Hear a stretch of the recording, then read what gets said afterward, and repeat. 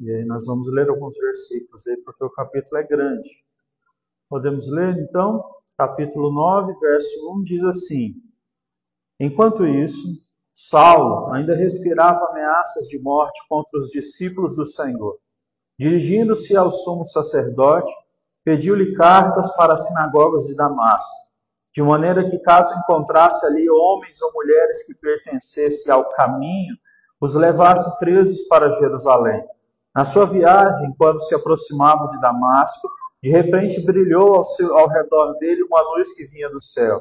Ele caiu por terra e ouviu uma voz que lhe dizia: Saulo, Saulo, por que você me persegue? Saulo perguntou: Quem és tu, Senhor? E ele respondeu: Eu sou Jesus a quem você persegue. Levante-se e entre na cidade. Alguém lhe dirá o que você deve fazer. Os homens que viajavam com Saulo pararam emudecidos e ouviam a voz, mas não conseguiam ver ninguém. Saulo levantou-se do chão e, abrindo os olhos, não conseguia ver nada de novo que os homens o levassem pela mão, de modo que os homens o levavam pela mão até Damasco.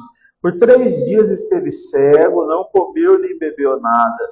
Em Damasco havia um discípulo chamado Ananias. O Senhor o chamou em uma visão: Ananias, aqui estou, Senhor. Ananias respondeu. O Senhor lhe disse: Vá à casa de Judas, na rua chamada Direita, e pergunte por um homem de Tarso chamado Saulo. Ele está orando. Em uma visão ele viu um homem chamado Ananias chegar e impor-lhe as mãos para que voltassem a ver. Ananias respondeu: Senhor, eu tenho ouvido muitas coisas a respeito desse homem, de todo o mal que ele tem feito aos teus santos em Jerusalém. Ele chegou aqui com autorização dos chefes dos sacerdotes para prender todos os que invocam o seu nome. O Senhor, porém, disse a Ananias: Vá, esse homem é um instrumento que eu escolhi para levar o meu nome diante dos gentios e dos seus reis, bem como diante do povo de Israel. Eu mostrarei a ele quanto deve sofrer pelo meu nome.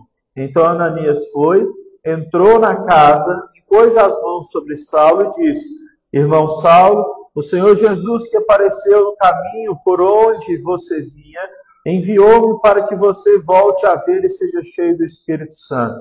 Imediatamente, algo como escamas caíram dos olhos de Saulo e ele passou a ver novamente.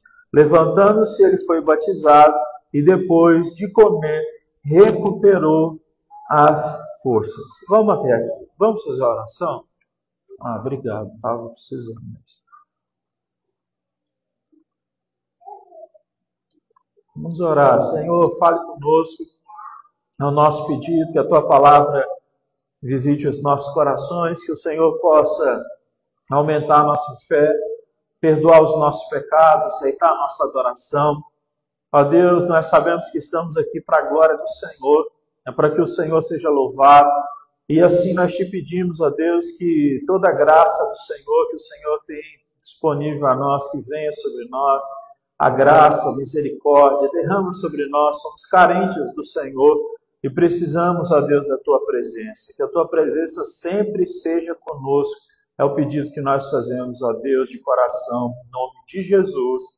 Amém. Bem, esse texto aqui, então, ele é uma virada para o cristianismo, porque o homem ao qual Lucas, o médico, traz um relato aqui, ele faz parte de uma grande expansão do cristianismo. Mas deixa eu te falar algumas coisas para você entender. Esse homem aqui era chamado de Saulo, ou melhor, Paulo. A verdade é que não existe essa questão de Jesus ter mudado o nome dele. Tem gente que diz que ele chamava Saulo, Jesus mudou o nome dele para Paulo, mas não é. É porque na língua hebraica o nome dele é Saulo e na língua grega o nome dele é Paulo. Só há uma transliteração. É igual o nome de Jesus. O nome de Jesus, quando ele é colocado em hebraico, é Josué. Agora, já para o lado grego, é Jesus. Então, não tem nada a ver a mudança de nome dele.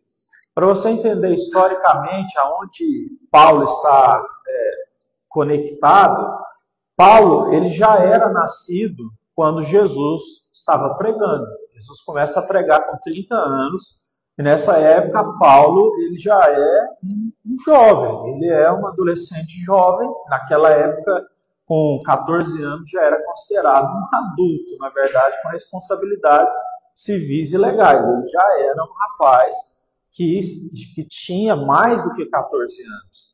Ele estudava as escrituras aos pés de um homem judeu, grande professor da época, chamado Gamaliel.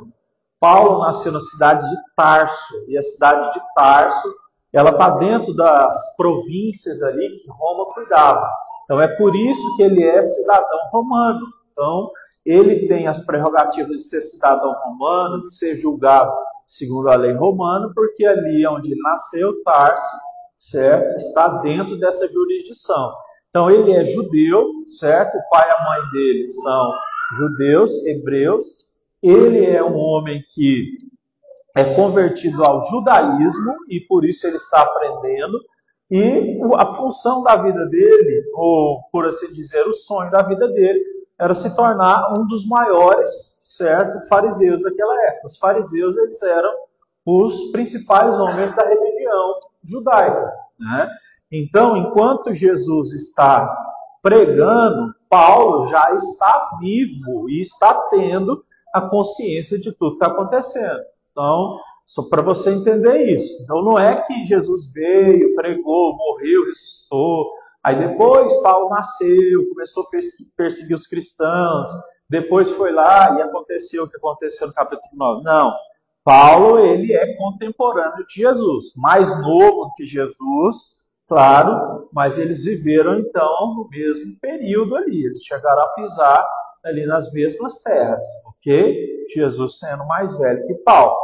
Pois bem, Paulo então, aqui já depois de completar os seus estudos, ele começa a perseguir o cristianismo. Por quê? Porque o cristianismo nessa época, ele é como se fosse uma heresia da religião judaica. Eles diziam que as pessoas entraram dentro do judaísmo, pegaram só o que é bom e inventou esse negócio de Jesus que não existia. Então ele, como sendo um homem influente, poderoso, com autoridade, ele começa a fazer o quê? Ele começa a perseguir essas pessoas. Tanto é que o cristianismo nessa época é chamado de o caminho, a religião de o caminho, porque falavam que Cristo era o caminho, então eles queriam depreciar o cristianismo e diziam isso, então, que o caminho era a fé que os cristãos tinham. E ele pegava essas pessoas e não só prendia, tá? Em Atos diz que ele matava cristãos. Ele era um homem realmente mau e ele fazia isso tudo por causa do zelo religioso dele. Tá? No capítulo 9 a gente encontra Paulo, olha para você ver a perseverança desse homem em querer destruir pessoas que são da fé cristã. Paulo ele está no caminho de Damasco, certo? Ele sai de Jerusalém, está no caminho de Damasco para chegar em Damasco, para pegar cartas para matar cristãos. Você sabe qual que é a distância de Jerusalém para Damasco? 240 quilômetros. E esses homens fazem uma viagem como daquela época, uma viagem extremamente cansativa, né? Que por mais que seja feita através de algum animal, de algum carro, é uma viagem extremamente cansativa. 240 quilômetros não se percorriam, né, facilmente nesses dias. E ele, Saulo, então, está fazendo isso. Então, assim, ele odeia a fé cristã, certo? E acontece, então, e uma coisa extremamente inesperada vai acontecer, que é a conversão dele. Ele vai se converter à fé. E como isso se dá? Nesse caminho que ele está, de Jerusalém para Damasco, 240 quilômetros, não sabemos ali em que quilômetro ele está, mas uma luz muito forte aparece, as pessoas elas caem por terra, e ele ouve Jesus falando com ele, e diz assim, Saulo, Saulo, por que você me persegue? E aí então Saulo ele vai dizer, vai perguntar, quem é o Senhor que fala comigo, certo? E a partir dali então, muitas coisas elas vão mudar, mas parando por aqui então nessa introdução, a gente pode começar a tirar algumas lições para a nossa própria vida. Ninguém está fora do alcance de Deus. Às vezes você conhece alguém que fala, isso aí nunca quer Deus, quer seguir Jesus ou alguma coisa nesse tipo. Ninguém tá. Eu falo porque, biblicamente, você nota isso aqui. As pessoas, elas não queriam. Ó, Saulo estava longe do negócio de fé cristã. Eu já contei de mim. Eu tinha nojo de crente, sabe? Eu saía de noite para beber com os amigos. A gente jogava garrafa de vodka na porta das igrejas universal. Odiava esse negócio. Ligava a televisão de madrugada, aquele negócio de ficar expulsando demônio. Não, tudo mentira. Não gostei, ninguém da minha família nunca foi, todo mundo também achava uma besteira muito grande, certo? Eu estudava num colégio evangélico porque era caminho do trabalho da minha mãe, e lá eu não podia fazer nada, né? Na minha época lá tinha aquelas cartinhas lá de jogos que vêm do Japão, sei lá o que e tal. Os professores tomavam da gente, falavam, não, isso aqui é o demônio, isso aqui é o diabo. Eu lembro uma vez que a coordenadora chegou e falou, vem cá, eu quero conversar com você. E aí ela foi, botou a mão na minha cabeça e começou espíritos de desobediência, saiam, saiam.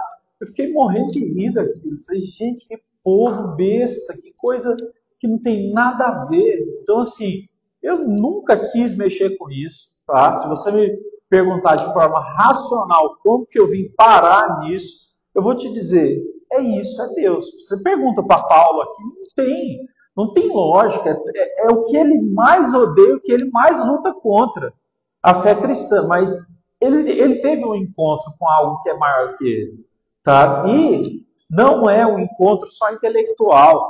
O encontro que há de Paulo com Cristo é um encontro que mexe também com o seu intelectual, mas mexe com as suas volições, com os seus sentimentos, com a sua vida espiritual. Então é uma coisa realmente que mexe interiormente com o ser humano. E ninguém está longe demais do nosso Senhor Deus. Então eu já vi muita gente dizer que esses aqui não tem jeito, esses aqui não adianta. Mas adianta. Eu já tive muita experiência. Eu trabalhei 10 anos numa casa de recuperação de pessoas, principalmente viciados em drogas. E eu pude presenciar, no decorrer dos anos, acompanhando ali. Eu tinha sempre uma reunião, um culto, sexta-feira, e eu pude acompanhar pessoas que se recuperaram, né? Pessoas que se recuperaram, começaram a trabalhar fora, trabalhavam lá dentro, conseguiram construir família, e de fato a vida mudou. É óbvio que o tratamento ali não era feito só com oração e pregação, mas com uma junção de fatores, né? Psiquiátricas, sociais, psicológicas, e pessoas se recuperavam. Mas assim, a questão da fé em Cristo ela era fundamental, porque todos os dias tinha 3 cultos, de manhã, de tarde e de noite. Eles estão lá, internados lá, né? E de madrugada eles ainda levantam para fazer uma vigília de oração para orar. Então eles fazem isso, trabalham lá também, capinando, ou então eles aprendem uma profissão ou voltam a fazer alguma coisa que faziam e são recuperados. Então não há ninguém que está fora do alcance de Deus. Você pode olhar e falar, isso aí já teve oportunidade, já foi em igreja, ouviu pregação, isso aí não dá, isso aí não vai vir para o Senhor. Deus faz o que Ele quer. Então não limite o Senhor, porque Deus ele é todo poderoso. Então nós não devemos desistir de orar por ninguém, porque ainda que alguém seja irredutível e que seja uma pessoa hostil ao Evangelho, a graça de Deus ela é capaz de alcançar esses corações. E como diz em Romanos 5, aonde abundou o pecado, sobreabundou a graça de Deus.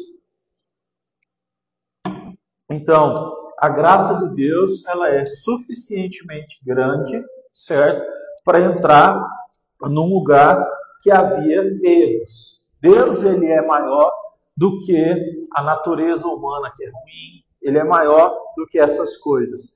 No versículo 4, como eu citei, Paulo ele ouve o Senhor Jesus falando com ele. E diz o seguinte, Saulo, Saulo, por que me persegues? Jesus fala como se fosse ele mesmo quem estava sendo perseguido. Aqui é interessante também, porque Paulo estava perseguindo os cristãos, porque ele acreditava que os cristãos eram hereges, né? Eram judeus que tinham se afastado da fé. Só que o que acontece? Quando Jesus fala com Paulo, fala assim, por que você me persegue? Né? Jesus então está dizendo, a perseguição sua é contra mim.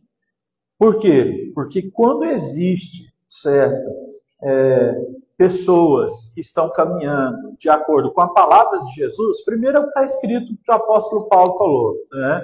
Que falou para Timóteo, 1 Timóteo capítulo 1.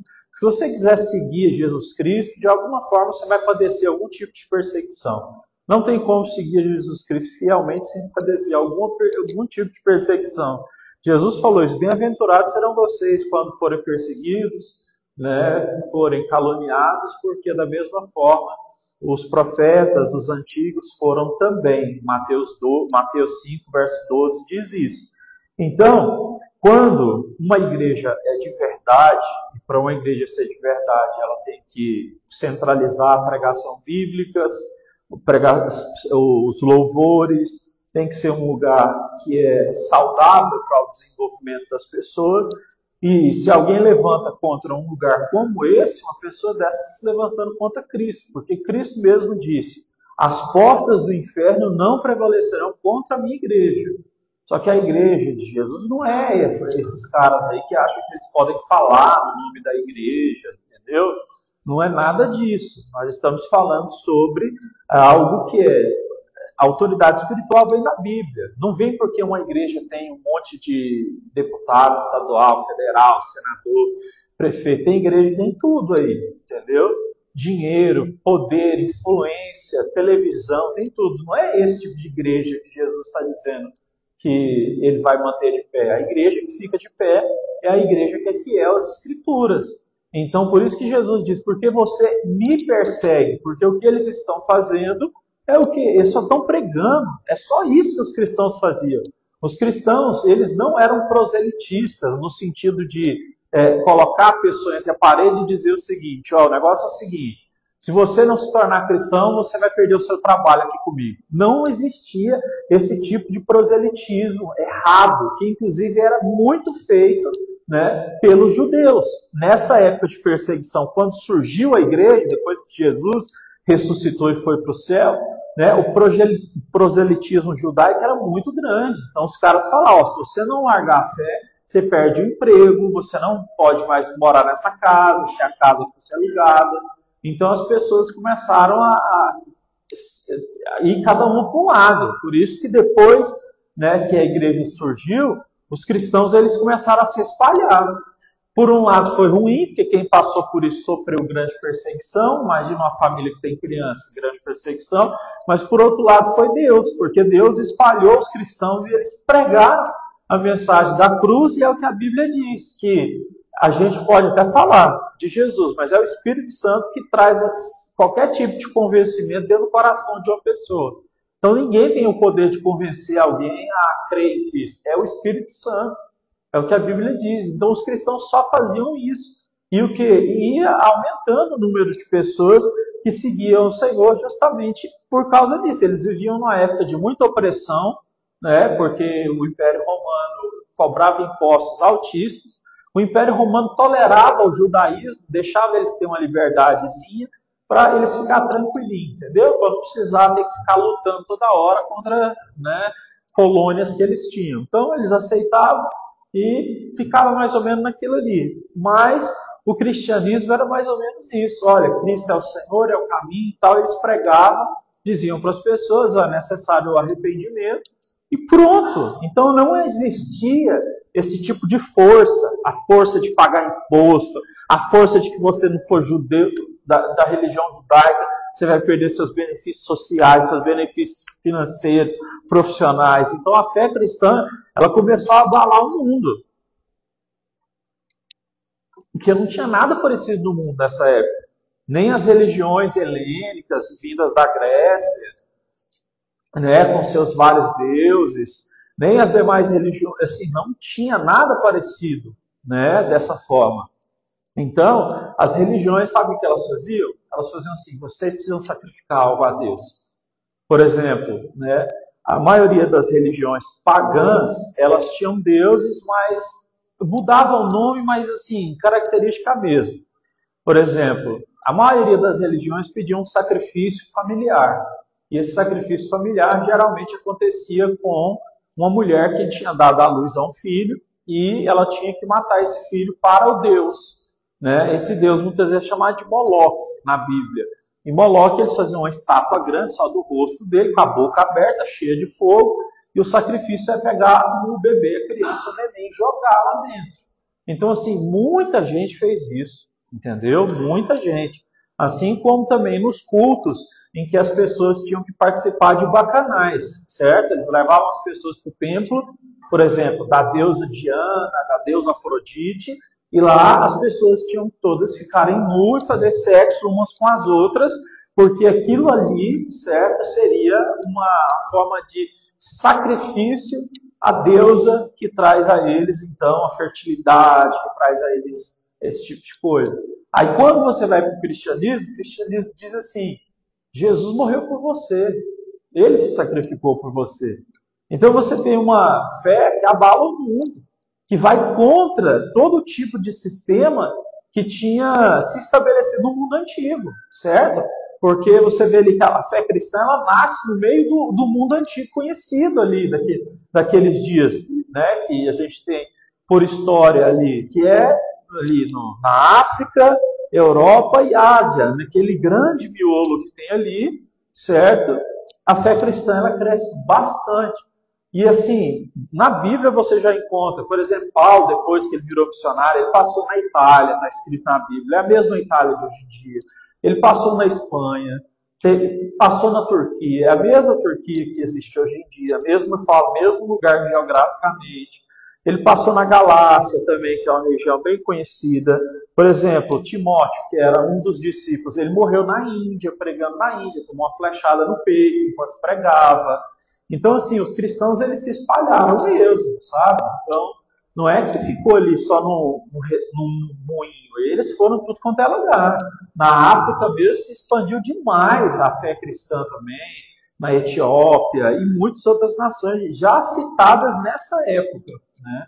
Então, é interessante a gente entender isso. Então, por favor, entenda isso, que quando você está sendo fiel a Jesus e alguma perseguição vem, fique tranquilo, porque Deus ele vai abençoar a sua vida e tudo no final vai ficar como Ele quer, tá? Porque vou te dizer uma coisa, quando você diz assim, eu vou colocar minha vida reta com Deus, as coisas começam a dar errado.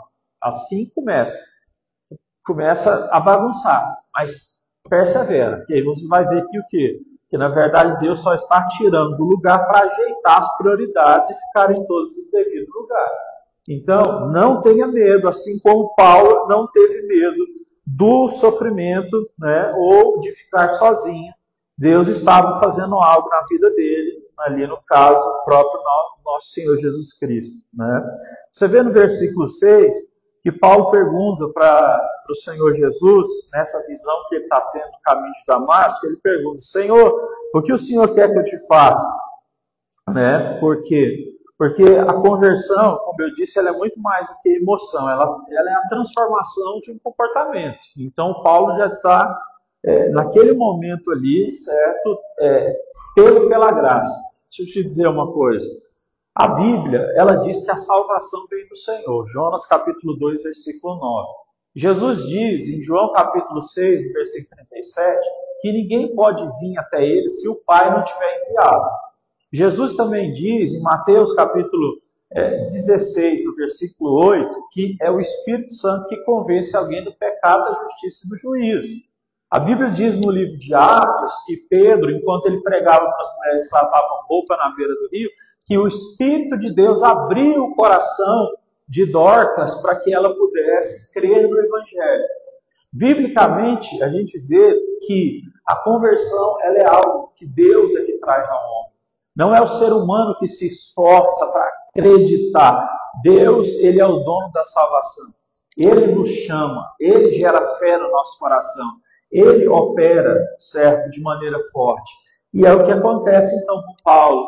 É o que você vê acontecendo com vários cristãos dessa época aqui. E no Antigo Testamento também você tem vários exemplos de homens que não tinham nada a ver com o Evangelho e que foram pegos pelo Senhor, porque é Deus que faz isso, sabe? Então a gente entra numa situação que, como eu estava dizendo com relação à minha vida, o que aconteceu comigo é que eu vi que eu não tinha saída, e não de maneira ruim, mas é porque eu não tinha saída, não tinha para onde eu ir, né, na minha jornada, que me desse mais paz, sabe? Porque a principal coisa que você tem, por exemplo, num jovem igual eu, que era,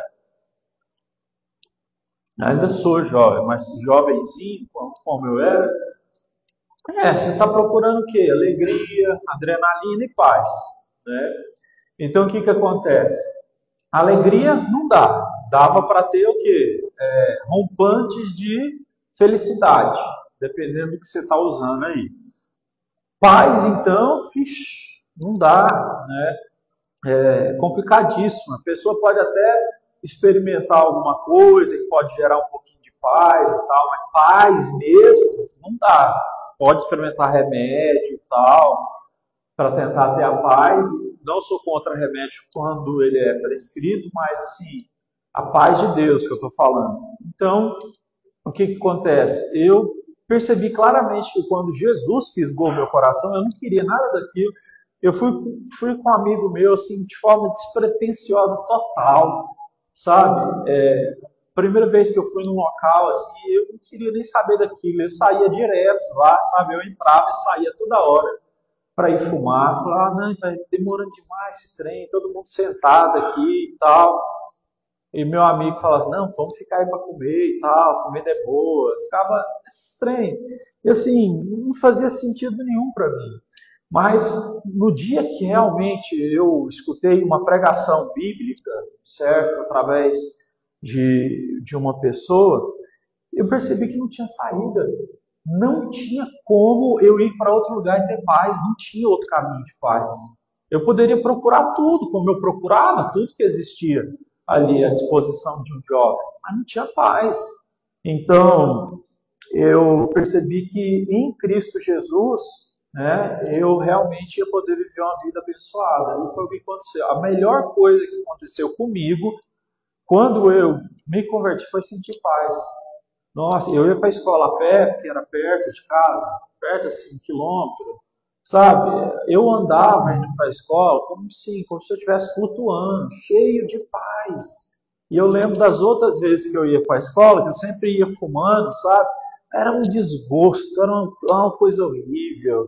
A maioria das vezes eu não dormia de noite, ia para a escola virado, ia fumando. Nossa, todo atribulado, todo, sabe, desnorteado. E assim, a paz de Deus, então, ela é uma coisa tão maravilhosa que ninguém pode dar. Né? Está escrito, ninguém pode dar. João capítulo 14, versículo 27. A paz que eu vos dou, o mundo não pode dar. O apóstolo Paulo diz, Filipenses 4, 7, que a paz do Senhor, ela excede todo entendimento. Então, como eu já citei aqui, olha, a paz de Deus não tem como o ser humano, como é que eu posso dizer, tentar criar alguma coisa igual. Né? Existem outras coisas aí que foram criadas para tentar, né? Trazer alegria e tudo mais, mas você vai ter que se viciar em alguma coisa aí se você quiser ficar alegre por um tempo. Aí por um tempo você vai ter, né, muita dopamina descarregada em alguma coisa que você acha que te dá paz aí. Bota em videogame aí, que hoje em dia tem muito adulto viciado em videogame. Aquilo ali vai jogando, dopamina liberada, zera um jogo, começa outro, libera dopamina, até que a pessoa não consegue mais, sabe? Nada mais satisfaz a pessoa jogando. Então, nem um jogo de videogame, nem um videogame mais moderno, nem um computador mais potente, não, sabe? Não entra, é isso que acontece. Toda pessoa que tenta colocar a sua alegria maior em alguma coisa vai descarregar dopamina nessa situação até chegar a um ponto que não vai te satisfazer mais. É que nem uma história que eu estava lendo no livro que eu já citei aqui, que é Geração Dopamina, de um homem que ele se viciou tanto, mas tanto em pornografia, que ele mexia até com uma área meio científica, Ele criava até aparelhos para manipulação peniana, ficar dando choques assim, para ter mais período de prazer. Então, assim, o cara, ele entrou nesse tipo de vida, chegou um momento que nada mais satisfazia, sabe? Teve que procurar psiquiatra, teve que se tratar, porque o cara começou a perder tudo, mulher, trabalho, tudo, porque não conseguia sair daquilo, mesmo que aquilo não estivesse dando mais prazer. E é assim que funciona. Quando você entra num negócio, se joga de cabeça e vai ali, ó, igual um louco, vai ser legal no começo, mas vai chegar um momento que não vai fazer sentido, né? Não vai fazer sentido. Então, a verdadeira conversão, como eu disse, ela é uma obediência prática. Paulo disse: o que o Senhor quer que eu te faça? E Jesus disse para ele: quero que você entra aí na cidade, você vai, né, receber uma oração de um homem, por aí vai. Então, uma pessoa que diz assim: pastor, eu tenho fé em Cristo, eu acredito que Cristo visitou meu coração, tem que ter obediência. Se não tiver obediência, não existiu, né? Isso. Outra coisa muito interessante, no versículo 10 ao 17, é que tinha um homem que a Bíblia cita ele uma vez só, chamado Ananias, né? E esse Ananias era um cara desconhecido na palavra e era um homem normal, né? Morava ali na cidade. E quando Paulo caiu ali nesse negócio, ele ficou cego, né? Como a gente leu aqui, e ele foi levado para a cidade que estava próxima, e ele ficou 3 dias cego, em jejum e oração. E o próprio Senhor Jesus falou para Paulo: olha, um homem chamado Ananias vai vir aqui, vai orar por você, e você vai receber o Espírito Santo.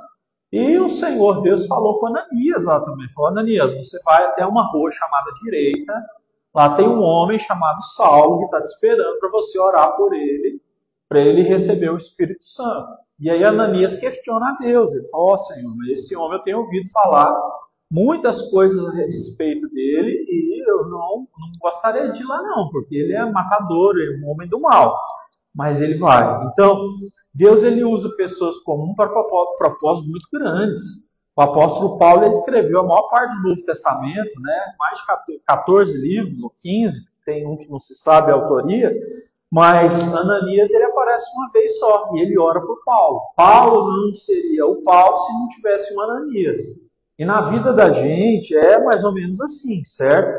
Coisas que são comuns, tarefas comuns do dia a dia, pessoas normais, Deus usa para abençoar a gente de uma maneira assim tão maravilhosa que a gente às vezes nem consegue entender como isso é possível. Então, não despreze os pequenos começos, como está escrito no livro de Zacarias. Não despreze as coisas que parecem pequenas, porque elas têm grande valor para mudar a nossa vida. O orgulho é a causa da derrota da maioria das pessoas, porque elas olham com soberba para tudo e desprezam as coisas pequenas. Então, a tarefa do Senhor foi levar Ananias para cumprir isso, mesmo que ele fosse um homem comum. E ele obedeceu, mesmo estando com medo. Então, na vida cristã, a gente vai precisar obedecer a Deus em alguns momentos que a gente vai ter medo. Medo de perder alguma coisa socialmente falando, perder alguma coisa profissionalmente falando, mas vale a pena. O que eu quero dizer com isso? Às vezes você está no seu trabalho e vai receber uma oferta para fazer uma coisa errada, né? E você diz: não, eu não quero fazer, isso é contra os meus princípios. E o que acontece? A pessoa vai dizer: se você não fizer, então eu levanto outro para fazer. E aí, você vai abrir mão ou não vai? Tá? Só para você ter uma ideia, vou contar um testemunho para você. Uma pessoa falou comigo e disse assim: pastor, eu estou me sentindo muito mal na minha consciência, porque eu faço trabalho de mestrado com as pessoas. Uma pessoa muito inteligente, né? Então faz as teses de mestrado com as pessoas, e eu cobro por isso, mas eu estou sentindo que isso aí está errado, eu não quero mais fazer isso, né? E aí eu disse assim para ela, falei assim: por que você não começa a orientar as pessoas? Porque é óbvio que você ganha mais dinheiro fazendo tudo, mas está formando um profissional que não vale nada, né? Não sabe fazer nada. Por que você não se torna uma pessoa que orienta? É difícil, porque eu já sou conhecido por fazer e tal, sei lá o quê. E aí eu falei: orienta as pessoas. E aí isso foi num culto que a gente estava aqui. Aí no outro dia a pessoa foi, mandou mensagem, falou assim, olha, pastor, Deus é muito bom. Porque tinha uma mulher que já estava acertada com ela para fazer um trabalho de mestrado, que ela ia fazer para essa pessoa. E essa pessoa chegou nela e falou assim, olha, deixa eu te falar, fulano, eu não estou me sentindo bem na minha consciência de você fazer um trabalho para mim e de ninguém fazer. Isso é uma responsabilidade minha. Seria muita irresponsabilidade eu colocar nas mãos de outra pessoa uma coisa que fazer parte do meu conhecimento. E aí o que acontece? A mulher falou para ela assim, será que você pode me instruir, você se tornar a minha orientadora de tese? Aí ela falou, claro. Então você vê que a situação mudou, né? Então, de uma pessoa que está fazendo algo errado, que é você fazer um trabalho, certo, de conclusão de mestrado ainda, você está falando de uma pessoa que vai ter uma posição mais alta, que é errado isso, né? Fazer TCC também, para outras pessoas é errado, essa pessoa se torna orientadora e Deus vai guiando. Então, olha aí, Deus é maravilhoso. O que é errado, a gente tem que zarpar fora. Não interessa. E a pessoa veio justamente falar comigo e dizer assim, nossa, minha vida financeira é uma bagunça, eu não entendo porquê. E ganhava super bem fazendo tese para os outros de mestrado. Mas é aquele negócio, quando a gente não está no caminho certo, parece que nada fica na nossa mão. Como a Bíblia diz, né? A pessoa trabalha, mas tudo que põe na mão parece que passa pelos dedos, como diz as Escrituras. Então, por favor, escolha obedecer a Deus, mesmo que no momento seja difícil. Você vai dizer, meu Deus, mas eu não posso perder essa oportunidade. Pode, se é uma coisa que vai contra um princípio de integridade, de honestidade, sai disso. Tá? Sai disso. Isso pode te manchar de uma forma muito grande que às vezes você não tem nem noção com relação ao seu futuro. Então, mesmo com medo, acha pela fé, faz o que é certo. Vale a pena se esforçar e fazer o que é certo. Deus é bom.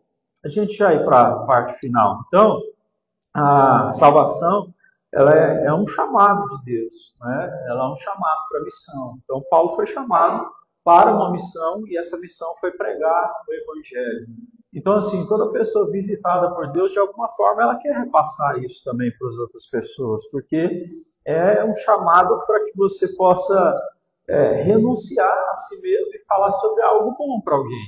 Então, nós estamos falando sobre Bíblia, espiritualidade. Então, assim, esquece essas besteiras que você vê por aí, principalmente no Instagram. Esse povo não sabe de nada, é gente que não estudou nada e que está até hoje discutindo na internet se mulher pode pintar cabelo, sei lá o que, se homem pode ter tatuagem. Isso aí é coisa de menino, entendeu? Sai fora desse trem. Vai para onde você realmente pode aprender algo do Senhor. Por isso que a gente sempre orienta. Se você vai procurar uma igreja, certo? Procura uma igreja onde você pode receber instrução. Porque se alguém não consegue falar, precisa ficar gritando, precisa ficar induzindo, precisa ficar manipulando, não é uma igreja, gente. Então existem boas igrejas, mas infelizmente as que estão na moda são as que fazem essas besteiras aí. E o povo vai. Por quê? Porque o povo é tolo, não é? Então, vai num lugar decente. Às vezes vai demorar mais para coisas boas acontecer na sua vida, mas você sabe que você está no processo certo. Não tem como amadurecer um processo sem que ele seja, então, correto. Então, uma mudança verdadeira e visível é o que acontece, então, com o apóstolo Paulo. Então, para encerrar, ninguém acreditou na mudança dele no começo. Ele se converteu, Ananias orou, ele voltou a enxergar e quis começar a pregar. Só que onde ele entrava, o povo corria, pensava que ele ia lá matar. Ele teve lá a morte de Estevão, né? Estevão, que era o diácono da igreja cristã. Ele matou, ele arrastava as mulheres pelo cabelo, diz a palavra de Deus, certo? Para lançá-las na prisão. Ele matava os cristãos mesmo. Ele era um cara matador. Não falando de um cara, né, assim, qualquer. Ele matou pessoas, né? E ele se converteu. Agora, obviamente, ele teve que passar por uns processos aí. E o primeiro processo foi, ele teve que ficar 2 anos isolado, Porque ninguém acreditava que um homem desse podia mudar. Ninguém acreditava. Depois desse período que ele foi conhecer o apóstolo Pedro e também João, lá em Jerusalém, né, o pessoal viu ele e tal, viu que a conversão dele tinha frutos e tal, aceitou ele, mas por causa das perseguições, ele teve que voltar para a cidade dele, Tarsis, e ficar 9 anos lá parado, sem pregar. Por quê? Porque ninguém acreditava nesse cara. Então, assim, é óbvio que toda atitude nessa vida tem consequência. Não existe esse negócio da pessoa dizer, eu creio, e fez um monte de besteira na vida, não ter consequência, sempre vai existir. O pecado tem as suas consequências, ok? Então não adianta fugir disso. E ele teve um monte de consequência na vida dele. Tanto é que ele ficou 9 anos. E sabe o que ele fazia lá? Ele fazia tendas. Não era um trabalho bom. E esse cara viveu a vida inteira o quê? Trabalhando com a mente. Ele era um intelectual de alto nível, o apóstolo Paulo. Mas ele ficou 9 anos lá fazendo tenda, porque ele não podia se manifestar publicamente, porque ninguém acreditava naquele homem que tinha mudado. Então isso acontece. Mesmo pessoas que pregam que Cristo transforma, podem não acreditar na mudança que muitas vezes é vista em mim e em você. E Paulo nos ensina que nem é bom forçar. Então, não precisa forçar para alguém acreditar que tem mudança na sua vida, ou que você se arrependeu. Vive normalmente, tá? Os seus frutos vão aparecer. A Bíblia diz, a árvore se conhece pelos frutos. Os frutos vêm naturalmente. E você que é uma árvore vai, certo, ser visto. Então, isso é uma maravilha, uma coisa maravilhosa. Então, a gente pode ficar firme, mesmo que ninguém acredite de forma imediata na nossa conversão. Então, desconfiança, rejeição inicial, né, não dá. E, novamente, eu vou recorrer a uma parte aqui da minha vida, quando eu fui para a igreja. Aí, o que acontece? Na igreja tinha muito esse negócio de ficar orando até mais tarde na igreja, meia-noite. Ou então ia para os montes. Hoje em dia não existe isso mais, não é? Que a prefeitura tomou conta. E fez certo, estava uma bagunça aqui estranha. Monte do Serrinho, Monte do Mendanha e tal. Não sei se vocês já ouviram falar nisso, mas as pessoas tudo iam para esses lugares e ficavam orando muito, muito, sabe? Tipo assim, o pessoal ia e ficava lá até 2 horas da manhã, meio de semana, né? E aí o que acontece? Quando eu fui para a igreja, assim, é óbvio que minha família notou que teve uma mudança. Mas já teve várias vezes que eu chegava em casa 2 horas da manhã, 2h30, e minha mãe não abria a porta para mim, não, porque ela achava que eu estava fumando maconha, que eu já tinha pegado várias vezes. Assim, naquela época lá, há 20 anos atrás, era complicadíssimo, né? Porque ali onde a gente estava, onde a gente morava, não tinha ninguém assim que mexia com isso. Então, eu ter tido acesso, meu pai ter me pegado assim, no flagrante, foram coisas que marcou muito, né? Então, várias vezes ela não abria, porque ela pensava que eu estava fazendo coisa errada, né? Mas aí o que eu fazia? Eu ficava orando a Deus. Eu lembro uma vez de eu ficar chorando na porta lá de fora. Eu falei, Deus, tem misericórdia de mim, quero mudar a minha vida, essas coisas acontecem só para piorar. Mas eu fiquei firme e tal, as coisas foram mudando, acreditou que eu mudei, realmente mudei, né? As coisas aconteceram e graças a Deus, Deus foi louvado. Então, a desconfiança acontece e o que a gente precisa fazer é perseverar na fé como Paulo fez. Então, de 11 anos escondido, né, tendo que ficar parado, porque ninguém acreditava nele, ele perseverou na fé, até que um homem chamado Barnabé foi lá buscar ele, e eles foram começar a primeira viagem missionária, Paulo, Barnabé e um jovem chamado João Marcos. Amém? Então, que Deus nos dê essa graça para a gente continuar acreditando, mesmo quando tudo parece difícil, mesmo quando a gente parece que vai perder alguma coisa. Você pode se colocar de pé para a gente fazer uma oração?